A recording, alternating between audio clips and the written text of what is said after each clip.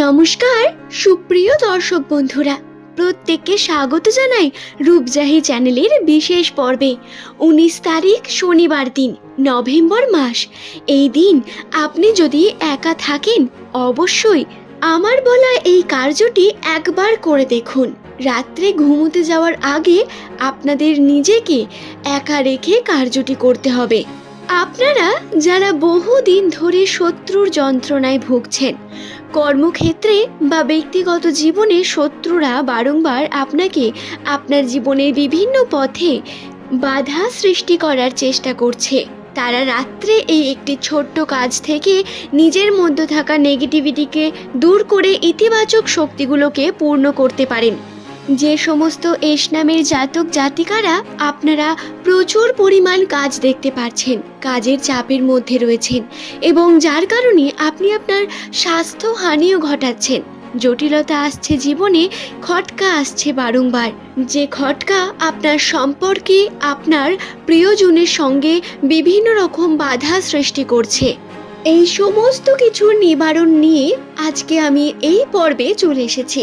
দর্শক বন্ধু, প্রত্যেককে স্বাগত জানাই আরও একবার রূপজাহি চ্যানেলের এই বিশেষ পর্বটিতে।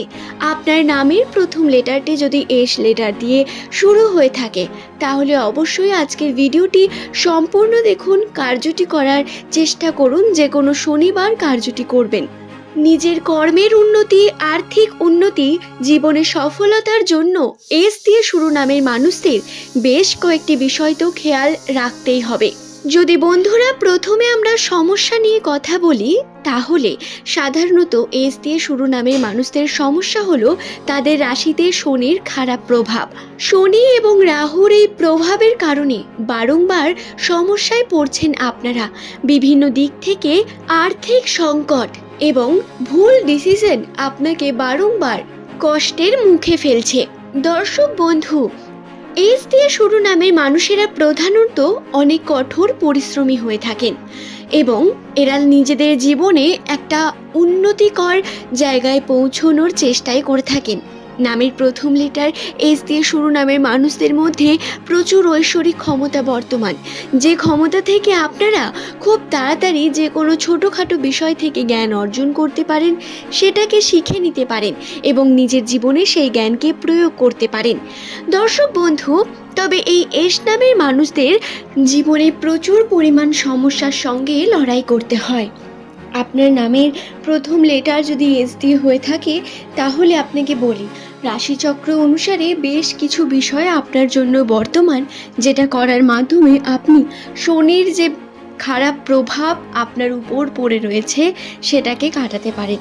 কি করতে হবে, কিভাবে করতে হবে, আসুন এই ভিডিও থেকে জেনে নিই। বেসিক্যালি আপনাদের প্রদীপ প্রজ্বলন করতে হবে। প্রদীপ, যেটা অবশ্যই মাটির প্রদীপ হওয়ার অত্যন্ত প্রয়োজনীয়তা বর্তমান। ভিডিওর এই নিয়ম শুরুর প্রথমেই বলি, এই কার্যটি আপনি যে ধর্মেরই মানুষ হন না কেন, আপনি কার্যটি করতে পারেন। যদি কোনো কারণে মাটির প্রদীপ ঘরে না থাকে, তাহলে কিনে নিয়ে আসতে পারেন, বা চাইলে আপনি অন্যান্য ধাতব জিনিসপত্র দিয়েও কিন্তু কার্যটি করতে পারেন। তবে কোনো রকম লোহার জিনিস ব্যবহার করবেন না, এই বিষয়টি খেয়াল রাখবেন। একটি প্রদীপকে প্রজ্বলন করবেন, সেই প্রদীপের সাথে সাথে আবারও দুটি প্রদীপ, অর্থাৎ মোট 3টি প্রদীপ প্রজ্বলন করতে হবে আপনাদের। সেই প্রথম প্রদীপটি যখন আপনি প্রজ্বলন করছেন, তখনই আপনি আপনার মনের ইচ্ছাকে ব্যক্ত করবেন, কিন্তু তারও একটা নির্দিষ্ট নিয়ম রয়েছে।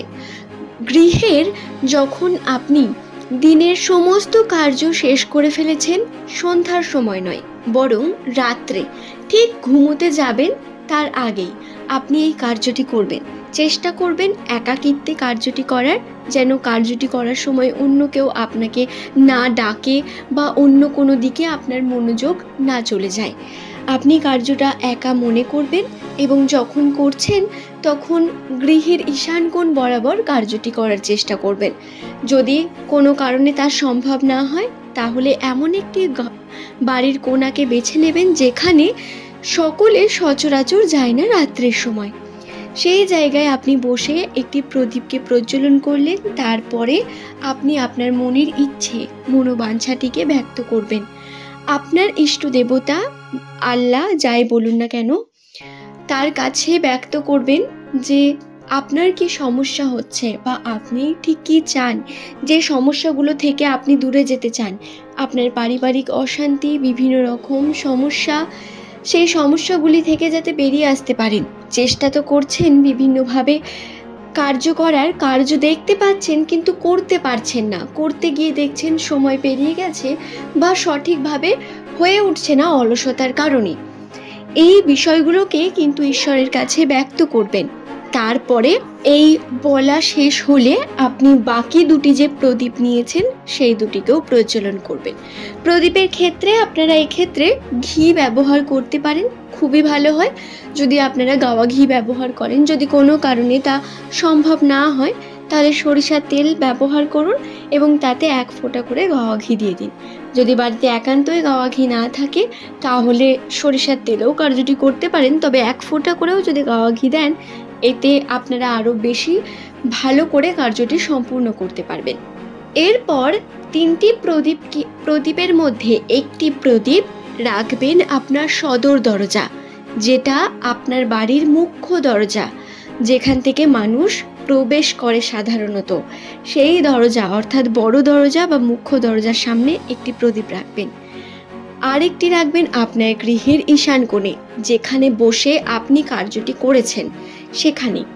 এবং আরেকটি রাখবেন আপনার গৃহের এমন একটি স্থান যেখানে অবশ্যই খোলা আকাশ দেখা যায়, অর্থাৎ এমন একটি স্থান যেখান থেকে মাথা খোলা আকাশ, অর্থাৎ তার উপরে কোনো ছাদ নেই, এমন একটি জায়গা। সেটা আপনি ছাদেও রাখতে পারেন অবশ্যই।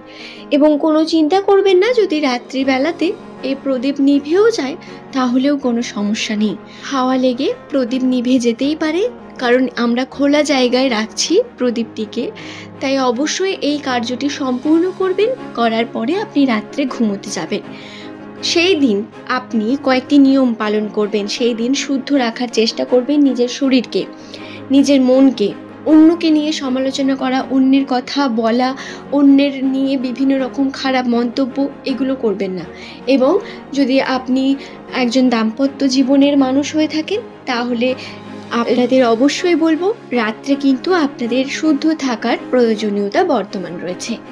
এই বিষয়টি খেয়ালে রাখবেন।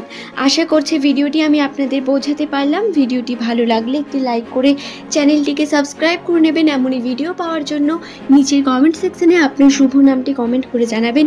পরবর্তীকালে আপনি কোন টপিকের ভিডিও দেখতে চান সেটি জানাতে ভুলবেন না বন্ধু। আজ এই পর্যন্তই। সকলে সুস্থ থাকুন, ভালো থাকুন। প্রত্যেককে জানাই অসংখ্য ধন্যবাদ ভিডিওটি সম্পূর্ণ মনোযোগ সহকারে দেখার জন্য।